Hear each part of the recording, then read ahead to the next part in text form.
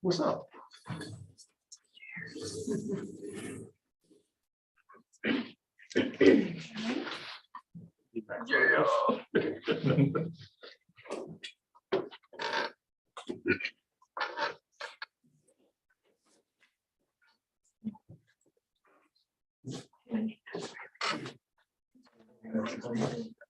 I haven't heard other ones. So. Oh, he's in the waiting room. Sorry. Just call further. He is. Right, good timing, perfect, 6 o'clock. Call meeting to order. Burrows. Yes. Laughlin. Yeah. Marino. Yes. Shield. Yes. Vargas. Yes. Can I get a motion to approve the agenda, please? I'll make a motion to approve the agenda. A second. I'll second it. All in favor, say aye. Aye. Carries. Communications and visitors. This is the time when the committee members can make public comments to the board. Please be aware that the board cannot comment on anything that is said during this time. This is the only time in the agenda reserved for open public comment. This will be limited to 30 minutes. Please limit your comments to 4. Nobody. So we're going to go ahead and move on to central administration. No fundraising requests or overnight trips. Counselor report. So one of our main district goals this year is student well-being for our district. Something that our DLT, one of the goals that came from our DLT meeting that we had this summer. And so I know each school DLT building leadership team has been working hard on that. Counselors, resource navigators, etc. Have been working on that goal as well as many others, just to promote student well-being in our district. So tonight they're going to be sharing just some of their work that they've been doing to help our students out and their families out in our district. So I don't know what order you guys want to go, or who'd like to go first, but we have a little presentation. Yeah, Okay. I don't mind throwing that up. And we put it together with the focus of the social emotional learning of the students. One of our district-wide goals is increasing physical and emotional safety, and we figured that this is the way that we really implement it to the most students. So SEL stands for social emotional learning. Are we gonna do introductions first? So we. Mm-hmm. so Yes, people and know? it's built in, so. Okay, good. if you don't mind. I'm John Herber. I'm the elementary and ELC school counselor. And then down at the bottom, it's got just a little blurb of kind of our caseloads per school. So between the ELC and the elementary, I am licensed to work just down to kindergarten. So that is 450 kids. And then there are also 70 in pre-K that I help out with some if there's a crisis, but for the most part, I'm not doing a lot of these services with pre-K. So. All right, so hi everyone, I'm Sarah Knott and I am the new middle school counselor, and our caseload is amazing at the middle school, so thank you for adding a position. And Mr. Hughes is also a counselor at the middle school with a similar caseload. And I'm Steph Paulson. I am one of the high school counselors, and Andrea Schulteis is our other full-time counselor, new to this year to the position, but has worked with us before as a college and career counselor. And we all have a similar caseload, so I really appreciate it as well. Hi, and I'm Maria Galvan, and I'm a new resource navigator with the pre-K through 8th grade this year. And I've been kept pretty busy going from one building to the next. And I'm happy to be a part of our school district. And I am your community liaison. I work with the high school primarily and help with Latino outreach, but I work with primarily everything that is at risk for our families and children. Awesome. Jump into the elementary school and the ELC. Some of the school-wide services that we offer to every student, we have social emotional learning time built into our daily schedule. There's 20 to 30 minutes that's built in where the teachers implement social emotional learning lessons. They have a curriculum that we have at the school through Second Steps. It's a weekly lesson, and then there are supplemental things that they kind of include as well to build off of the lessons. And the Second Steps material is awesome because it has a topic for the week, a lesson for the week, and then different activities that teachers can choose to use either during that time or incorporating it throughout the day in different aspects of their learning as well.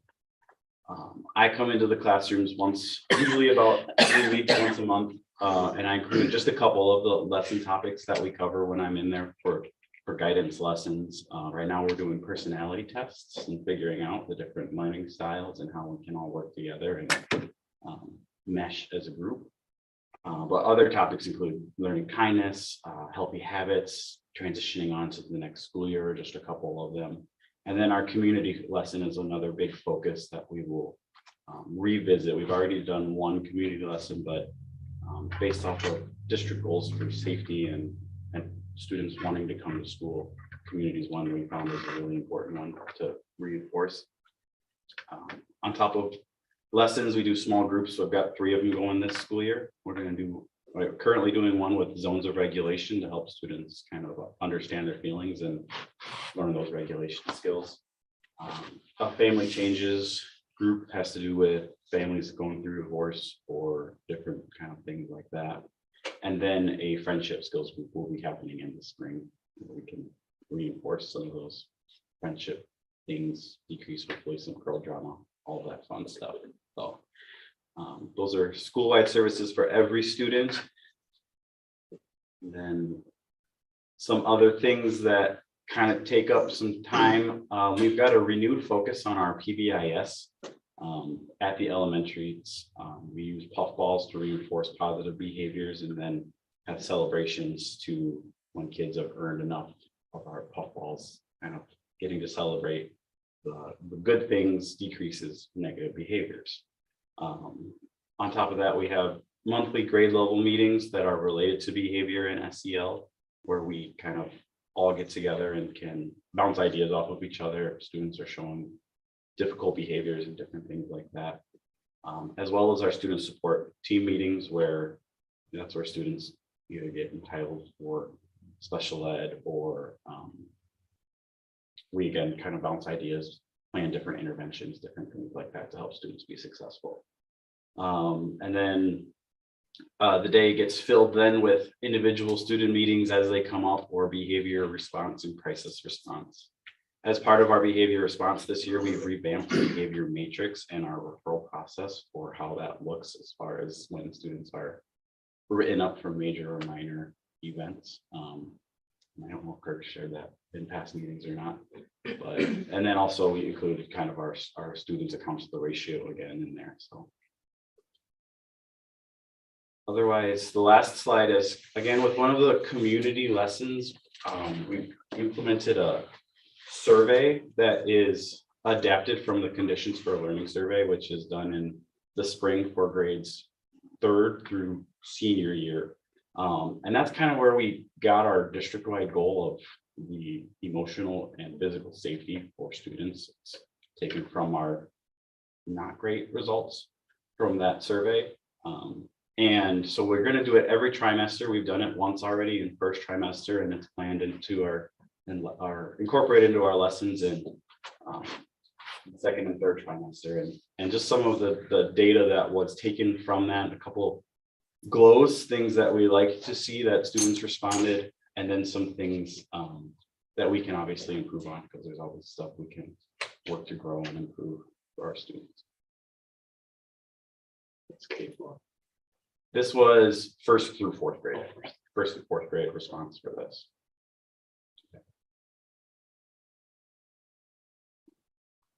Right. So at the middle school, we are,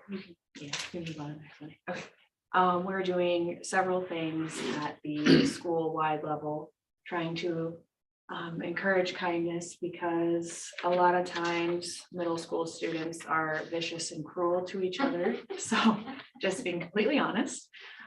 So we are currently engaged in a Caught Being Kind initiative where each staff member has 10 of these cards, a more colorful version of that, just to add some spunk to it. But anyway, the student is caught doing something for our teacher, something for a student, and our main goal is to have consistent kindness, not just a one-time thing. So I think that's going fairly well. In the cafeteria, we have a giant KIND, and we are almost complete with the I. So we have N and D in December and maybe a little bit into January if needed. I think just a winter initiative. So that's been fun to see kids be proud that they've received those. And then we are focusing on basically having students be more involved in school in a positive way instead of with the girl drama you mentioned. Unfortunately, there is still some of that in middle school, along with some boy drama too. So we are asking our teachers to nominate certain students. So we have, last week we had 5th and 8th grade as our focus, and then this week it's 6th and 7th. So we alternate the weeks and the groups. And then they get called down at the end of the day on Friday, and we give them the option to choose an award, like a tangible reward that they get to take home and hopefully share with their guardians and parents, just something that they're proud of. And then Mr. Hughes and I also go into the classroom about, I would say, once a month or so. So that for me, I think would be about 9 classes, and that I think for Mr. Hughes would be about 8 or so. And so we have a wide range of topics, basically focused on character development. At the beginning of the year, we really focused on bullying and what that is and what to do if you feel you are not comfortable at school. And we've also talked about personal space and conflict resolution and goal setting. And we have several more topics that we talked about as well, but I won't bore you with those. And then with small groups, I would say the most common one at the middle school level, or maybe the easiest to conduct with everybody's varied schedules, is probably the lunch bunch. So again, as a brand new counselor to the district, my main goal is to get to know students, get to know their names, get to know what they're passionate about, what they love, what they enjoy. And my hope is to start some of these other groups as well. At my last district, we did Building Champions, which is a boys leadership program, which I thought was really helpful. I'm also noticing quite a bit of anger with a lot of our students. So I hope to also begin an anger management group soon. And that's all I'll say about that, just to keep it moving. I promise to be short and sweet. So, okay. And then one after school activity that I'm really excited about is a social zone. I had students vote on the name so that they could take ownership in it. And basically the goals of the group are to create a sense of belonging, maybe for those, misfits or students who, could really use that safe space to, hang out and practice pro-social behavior. And basically we just do board games. They have a snack, and we had a guest speaker, which I think went really well. And then Russ and I also have career courses that we teach. And so my main goal is to build that foundation so that when they get to Mr. Hughes, that they understand, oh, okay, termination means getting fired, and you don't want to do that, right? You want to maintain that employment and contribute to the workplace. So we talk about soft skills and communication, and even, the more intricate details of communication, your nonverbals, what are you communicating without your words? In addition to having a filter, huge. I think we all know. Oh, they probably get sick and tired of me saying, okay, let's practice having a filter. And yeah, really fun. And then 8th grade, they use Zello or career projects. finding a career that they're really passionate about and sharing with the class. I believe they make posters as well. And then Everfi, I actually used that in my previous district. I was really happy that the 8th graders get to experience it. It's a high quality online program that is free, which is always good in education. And then they also work on 4-year plans. So that's where Russ gets to support them and prepare them for high school. All right. And then at the individual level, we usually meet, or we try to meet with students at for a reasonable amount of time. So 15 to 20 minutes. And I personally, I have visual timers so that they can see, okay, my time is almost up, so that they're not abruptly having to leave my office or go to the next class. So I'm trying to smooth that transition for them. And again, it's practicing time management too. And I always joke it's for you and for me. So they usually get a kick out of that. And then with some students who could benefit from more frequent checkups, sometimes it's 2 times a week. Sometimes it's, 2 minutes every day, just a checkup that's, maybe not as serious, but still, oh, this trusted adult cares and they want to know more about how I'm doing. And then finally, I work closely with the tanager therapist, Ms. Becca, and I refer as needed. And that's all for middle school.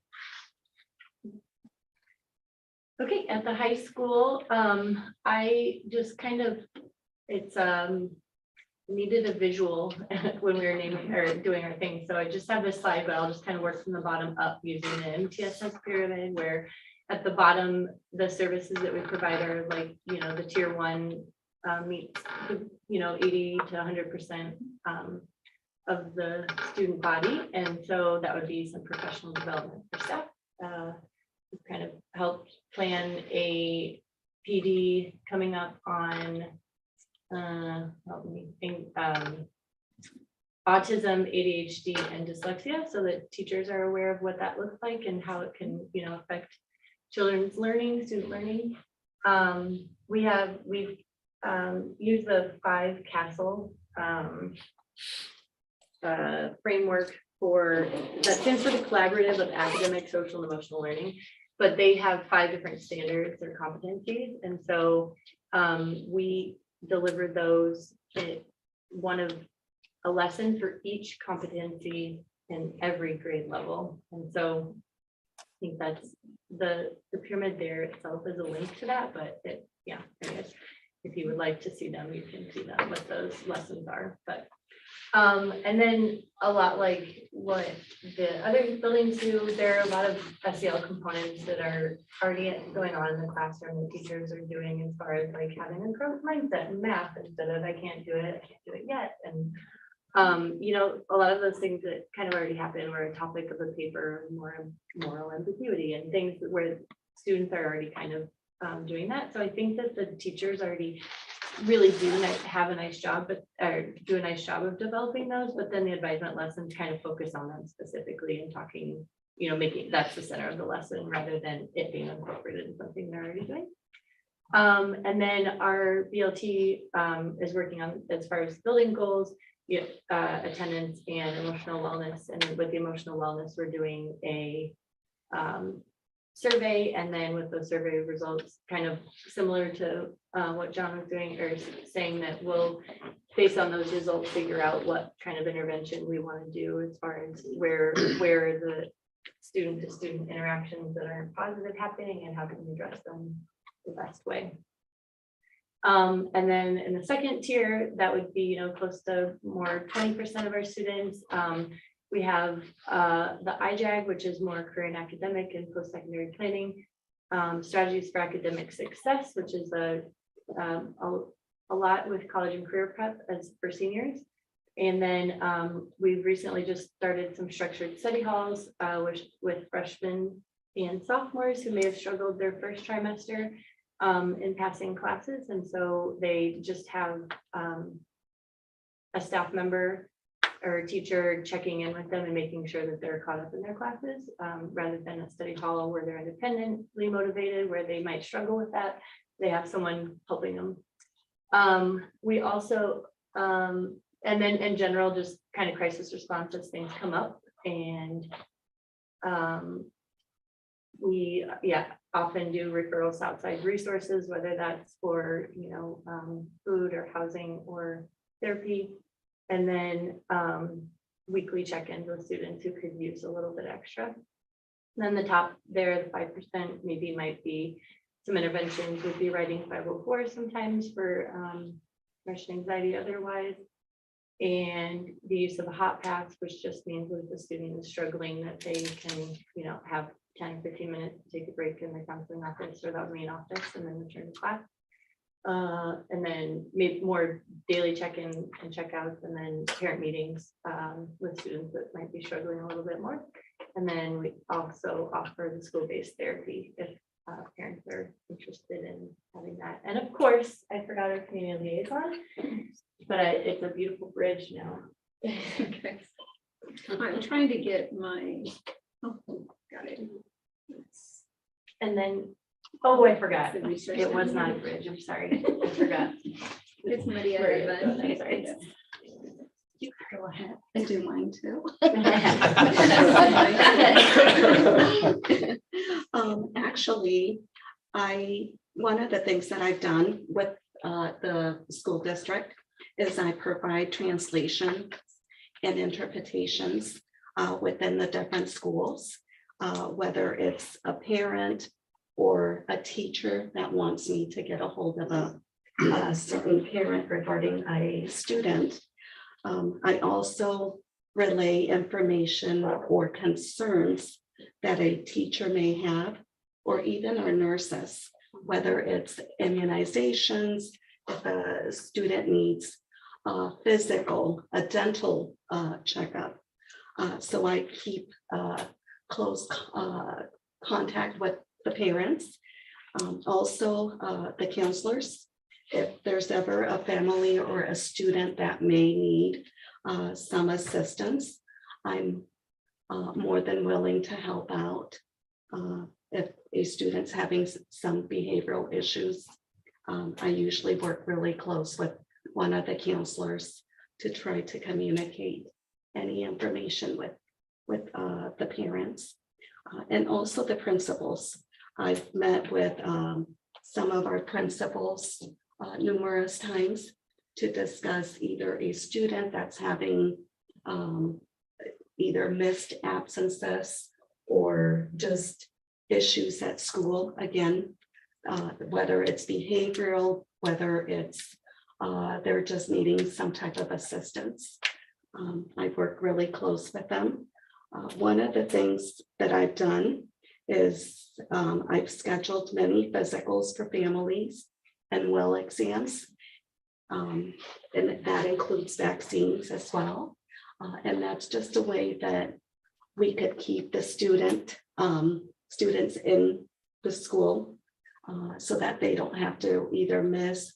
Many times parents do have transportation issues. And I apologize, my voice is a little raspy from a cold. But this morning, I took 3 students to have dental screens, which was something that Kayla had advised me to do. And also I provided coats to several of our students.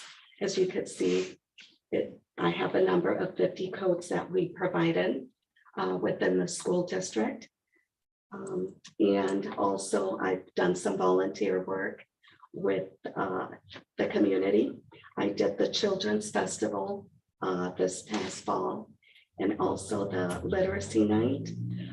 I helped several families register at our local library and also with our local food pantry. Let's see here. And next one. Here. Oh.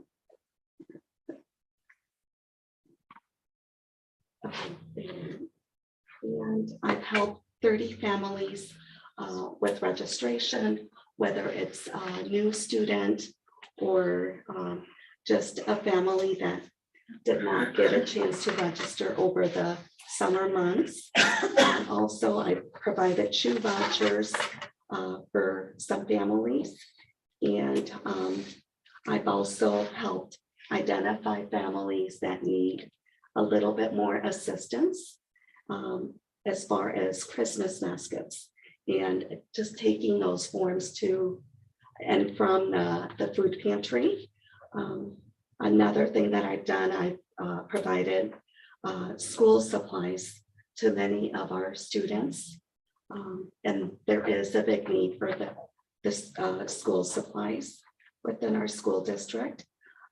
Also, let's see here. Medicaid insurance seems to be a big one.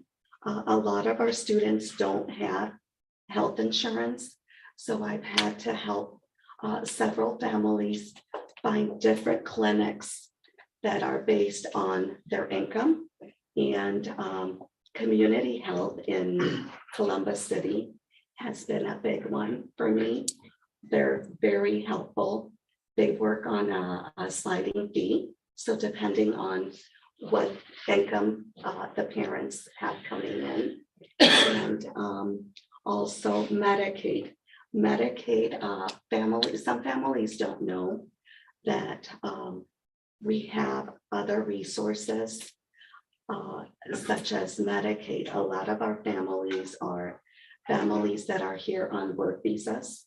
And as long as a student has a social security number, we could help them qualify for Medicaid assistance. We had a student at our middle school that was having breathing issues. She's now on a CPAP machine. I helped facilitate the Medicaid process, which actually took about 40 minutes to an hour. It's a whole long process. And after we got that student situated, she actually ended up going to the emergency room, was at the Children's Hospital 7 days. And mom was really concerned because she was getting, her bill was $44,000 for the 7 days that she was hospitalized. Well, it took Medicaid a good 2 to 3 months before they responded back. And we were really fortunate that they did end up paying for her visits. And so that I really find that I've really helped this family out. Also immigration. I've had to help a couple families look for immigration lawyers. And we're very fortunate that with Kirk, our principal, Kirk, he helped me find a lawyer within West Liberty that was willing to help out one of our families that needed an immigration lawyer. And out of generosity, he's waiving some of his fees to this family. Also, I contributed to the BLT meetings and on a monthly basis, and nonprofit organizations such as local churches, food pantries. There's been places in Muscatine like the United Way and just many organizations that I've reached out to for further assistance. So yeah.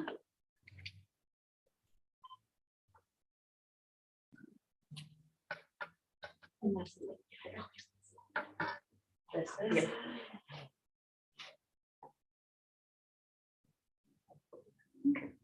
My title is The Way That the Grant Was Written. I came on 2016. It is a Latino outreach coordinator. But when I first started at West Liberty High School, I was introduced with the previous principal, Mr. Hamilton, and my supervisor was Brenda Arthur Miller. And so she had said, gave me the title Community Liaison, and it really worked well because it is more encompassing of what we have. So it is not limited to simply Latino, but it is as the grant is written for all at-risk communities. And the next slide, this is a typical report of what I do, and I report every month to Brenda and to my Iowa State University Muscatine Outreach and Extension Office Supervisor, Heidi. And basically states the admin support, how I'm helping in the community, emergency, what you see there when it says, I try as best as I can to not enter into homes. So I do what is a front step porch drop off of material needs of clothing, food, shelter, applications, anything that I need that says front step. I do not enter, I simply step, knock at the door, and what you see is the donation of bedding, soap, detergent, emergency items, hot food.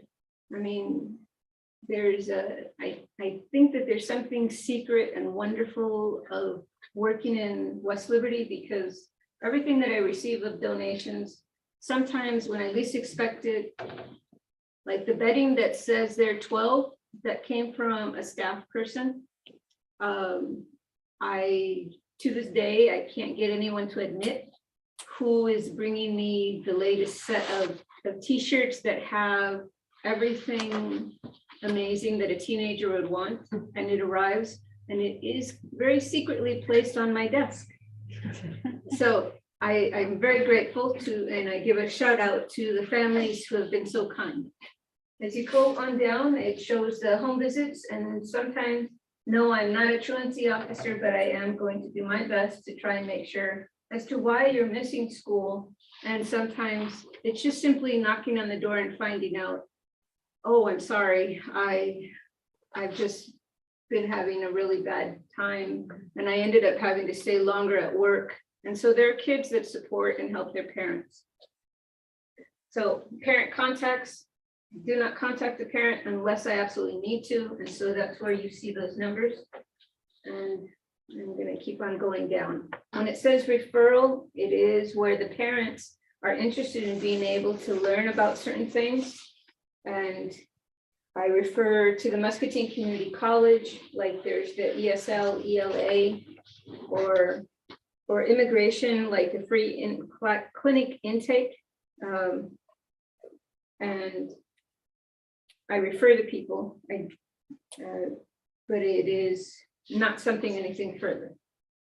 As you go on down where it says October continuing report, you see that I had another scheduling furniture drop off. That was a staff person at West Liberty High School donating beds. And so this is where I have a bed ready, and the husband and wife came and they helped me with moving that into the apartment. Student academic support.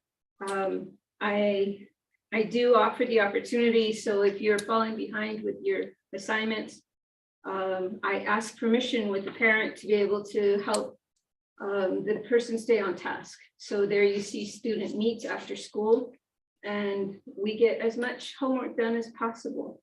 And I will come in on a Saturday if that's the best time to reach you. Now there's a student activity piece where I am with the West Liberty Latino Americanos 4-H Club, and we were invited to participate. And so we were volunteers with students. We had 7 kids helping with the arts and crafts, and you'll see a picture with them later on in the PowerPoint. Student activities that I also have are, I call them escapadas, which is the Spanish word for let's escape. So I bring as much as I can that child back as floppy and as sleepy as I possibly can, so that they can come back and be ready to roll and know that we better be doing really good at school. Otherwise, if you can't keep the 2.5, I'm going to be friends with your mom and we'll be making tamales together. So as we keep on going down, that's November report. I did it really fast. So when my boss, my principal, Brenda, sees this and the numbers are a little bit different, I did it as fast as I could. And so this is my November from the last activities. Donations, we were blessed with a donation from The Iowa Medical and Classification, which provided from Coralville. Great shout out. I've never had this, but they provided us with 15 gift cards that were given to me, but they also had to Steph and Senora Schulteis. So I received 15, and you'll see a little bit more as to the demographics of what I work with. And I provided that to the 15 homes. Emergency need boxes, again, that's food pantry items with additional winter needs. And this is for November. Food and clothing, I gave out 3, a food box, which is only food, 1, winter need boxes, which are starting to rise, and that's 2. Clothing bags, which are kids stuff the bag, and I'll do a locker drop for the privacy. If the parent is asking for that, if they can be able to provide it to the house, I'll drop it off after school, or I'll drop it off on the weekend. Parent contacts are simply as stated. Referral, these are now parents wanting to know more about what there is. I had a parent interested in nursing and the other one with ESL, ELA, and I helped them to register. Another student activity, we had a 4-H new member night, but it was like the most awful heavy rain. And so I had lots of cancels.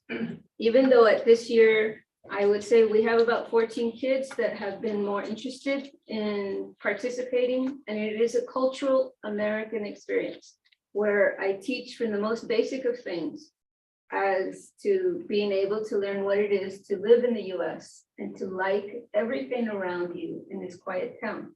So when you look at the first 3 images that I don't know if you pay attention, it's like my first school year I started, it was 2016, 2017. And my principals were the middle school principal as well as Brenda. So I had Miss Vicki Vernon, who was my supervising principal, and I began with her, but I never took pictures. So if you say, well, where are these pictures? I work with the most hardest of situations where you're not going to see me flashing and taking lots of pictures, but I will follow up with the reports if you ever need it. The second one is 2017, 2018, where we had begun now from going from medical terminology and legal terminology. And my background is as a legal and medical Spanish professional interpreter. That was my life before, but I studied to be a teacher, but I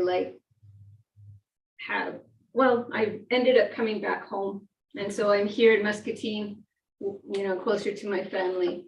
And so I started to teach kids about law can be fun, medicine can be fun. And then we explored that, and we were invited by the University of Iowa. I think it's called Bridging the Gap. I don't remember the name offhand, but we were the only high school that had been participating with future attorneys. And so some of those images are there. And then we participated with a camp activity called Maíz, and we were learning about the migration of the monarch butterfly. And so the kids from the 4-H group were also, they used the entire camp time of the first 2 days to be trained. And then they were helping the Iowa State University professor in teaching other kids. And so we were hearing the English and then they were doing the Spanish. And so that is where you see kids going to the museums. And in the last one, which is last year, we went fishing, and we were with the Environmental Learning Center, and under David, I don't know if I'm saying his name, he's a conservation officer, David Buck, B-A-K-K, and he helped us with learning how to fish. And no, I'm not a fisher type of person, but you had me there fishing with all of my boys and girls. And I'm like the mama duck with all the little ones. And the one piece that was really hard was the kids expected to take the fish home to eat, because by culture, you do not take a fish and poke at it and not take it home. You're supposed to eat it. So it was very hard for the kids to return it because it's disrespectful. And I had to tell them, no, this is the way it is, just to teach you. And so the parents were wanting to know where the fish was. And it was a very small bluegill, very small fish. But it was nice where they were examining science. They were looking at what the different types of fish, what bait, and so then you see in the images where we're going to also the 4-H global citizenship. We represented Latino America, and we were invited to come back to do that again, and that's where we're at. It's been fun. Most recently, I wrote the grant for racial justice. Ms. Smith wrote the Bryant grant, and I wrote racial justice. And so we collaborated for what is cultural literacy. And that's where you see where kids began with the drumming piece, and then they wanted to study theory. And then we had children going into band. And that's the fun thing about this job, where I began with a vision, and little did we know is that the children would end up really wanting more music than I ever expected. And that's where they started with cultural drumming circles to jazz competition to mariachi. And that's been my outreach. I think I kind of ran through everything as fast as I can, but if you have any questions, you can zoom to the next one. The court watch, forgot about that. Court watch started last Friday, and I mentioned a little bit about that. And what we're doing is misdemeanor only. No one is going to be seeing felonies or anything heavy.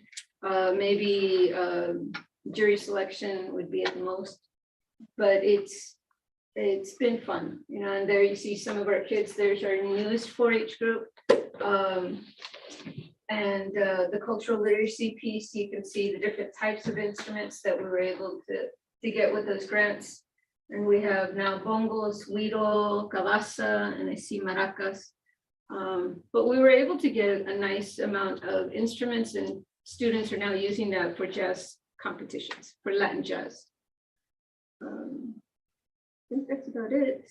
Do you have an, no, this is the classification of my, the 15 cards, 15 families, and where you are looking at some homes that it's hard, but the parents are moving forward, and I'm trying to do as best as I can with what I have. I started in 2016 with 20 hours. It went with the grant, I was able to get 5 more hours, but I'm not full-time. This is a 30-hour job. Do you have any questions? I'm just going, the mariachi. Oh, and Miss Selby, when I asked her, she gave me a list of everything that she thought that I was doing, and she put it down.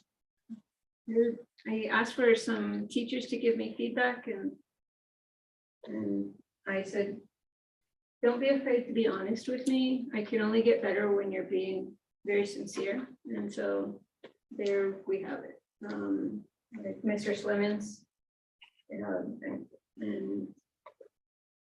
Mr. Nelson. And so they are the core classes. It isn't that I disregard the electives, but the core classes are what help you graduate. And so that's why you have some of that feedback. And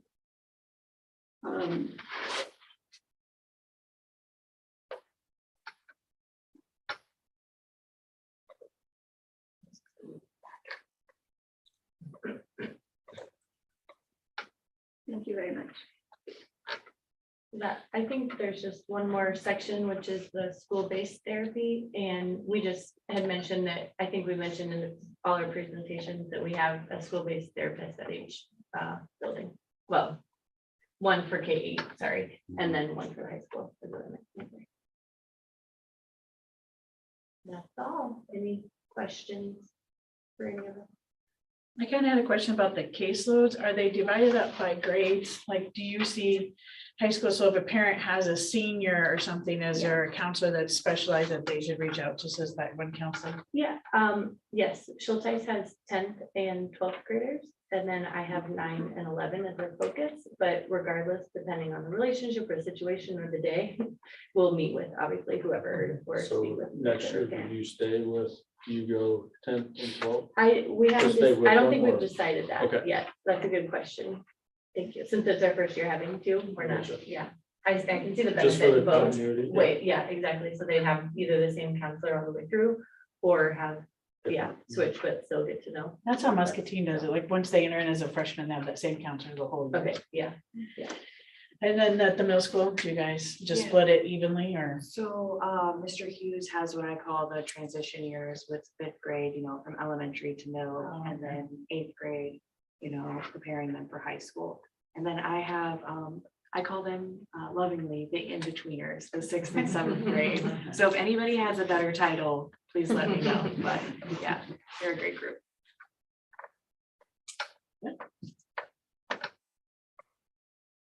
Any other questions or comments or anything? Okay. Thank you guys, appreciate it. I just want to say a big thank you to all of you too. They showcase many, many things that they do for our community and for our students. And it would be crazy to think what our schools would be like and our kids would be like without everything they do. A lot of times we think of the math, science, social studies, reading, etc. But without our students' basic needs met, a lot of learning would not occur, and our teachers would be battling a lot of issues that luckily for us are dealt with and handled by all of our outstanding people here. So just kudos to all of you and thank you for sharing what you do here with us tonight. Appreciate it.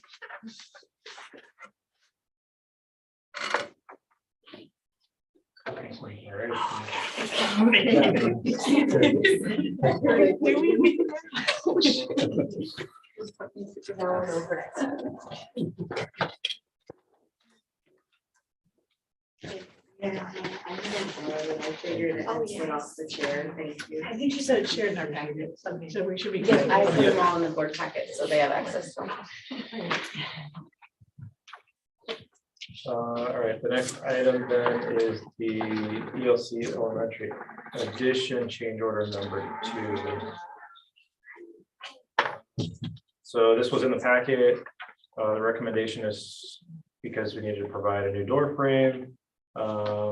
There's specifics on there, but the original one didn't end up being adequate. There was some debate whether or not it was to begin with, and then ultimately we decided it had to change it out. So yeah, 2 additional joints in the parking lot to align with requirements, expectations, and then larger restroom. The changing table and all that kind of stuff, just to facilitate the needs of the building. So, Yep, correct. any questions or comments on this? With that, I will entertain a motion to approve change order number 2. I'll make a motion to approve change order number 2. And a second. I'll second. I'll second All in that. favor- All in favor, say aye. Aye. Carries. Mass grading and water main project, change order number 1.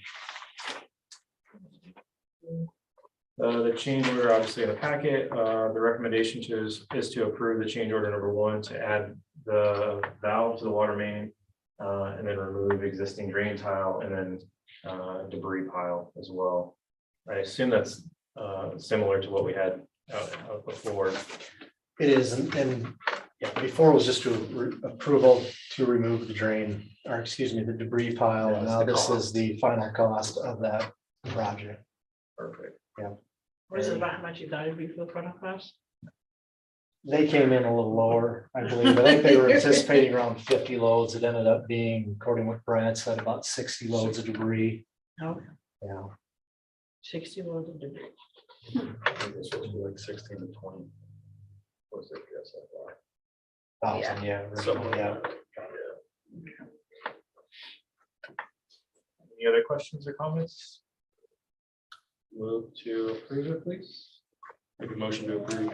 In a second. Second it. All in favor, say aye. Aye. Aye. Motion carries. And then we'll have the bid recommendation from FEH Design regarding the bids that came in here.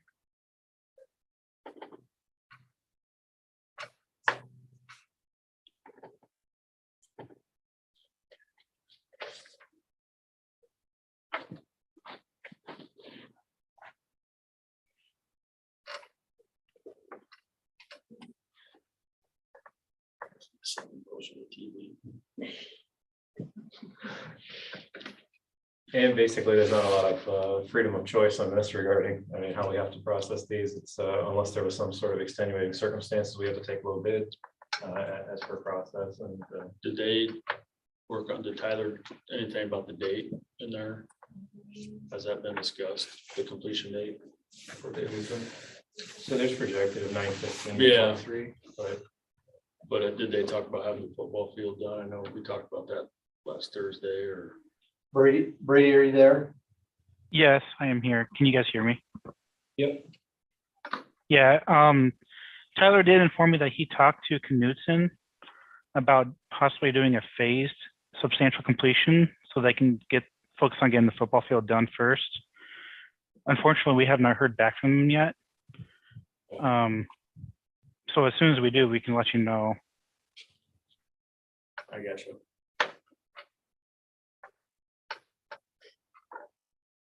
That was really the only holdup.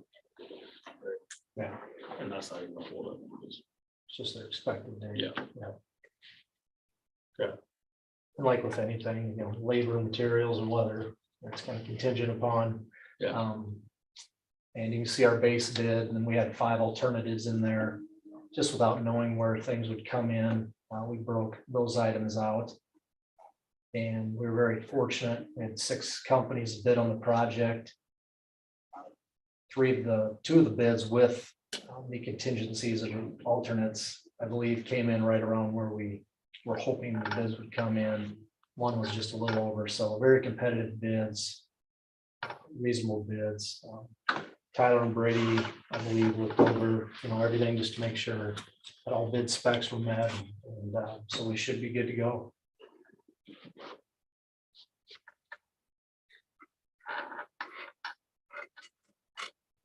Any other questions or comments on the bids? Hearing none, I will ask for a motion to approve the bids. I'll make a motion to approve. I'll second that. All in favor, say aye. Aye. Aye. Motion carries. Bid approved for Knudsen Construction. The next item then is the first reading of board policies 500 to 502.10E2. That's in your packet, primarily surrounding updates based on the legal terminology and kind of just striking some of the he and she of everything and you know, simplifying a lot of the language and then aligning with new legislation. So Correct, yeah, these policies are vetted through the Iowa Association of School Boards, attorneys, and so every 5 years per Iowa code, board has to review these policies, and then we check them with the Iowa Association of School Boards, updated and most current copies of these policies. And so generally, when you see the strike throughs and the wording in the red, that is the updated policies that we receive then from Iowa Association of School Boards. This just keeps us up to date on those current policies and in compliance with Iowa code and law. And this matches verbatim what the School Board Association has, correct? Correct. Yeah, these are taken directly from the Iowa Association of School Boards. Yes, yeah, it says this is a mandatory policy. When it yeah, is- that's the other benefit too, is that there's a lot of references on each, pretty much every page. There's a reference of what law or what case study caused or led to the policy being written the way that it is, or the verbiage the way that it is, because I think obviously the lawyers are better spoken than I on this stuff. So, I trust that their verbiage is adequate for the meetings. Correct. Any questions or comments on what has been modified in the policies as of right now? Otherwise, we do have until next board meeting when we ratify the entirety of the changes. So anything that comes up between now and then, we can obviously put that out. But hearing none, we'll move to superintendent report. First of all, I have a couple of accommodations. I'd like to say congratulations to Brooklyn Bicey for being selected as the Muscatine Journal's Player of the Year in volleyball. It's quite an accomplishment. Last year we had Macy Dalfeld receive this award, and now it is Brooklyn Bicey. So congratulations to her. Congratulations to Mr. Ed Moreno for receiving the Iowa Association of School Boards Individual Achievement Award for the 21-22 school year. To receive this award, recipients must earn a minimum of 100 credits in 1 year. So well done, Mr. Moreno. Is there a speech or anything that goes along with that, Mr. Moreno? I don't think so. It appears that there's,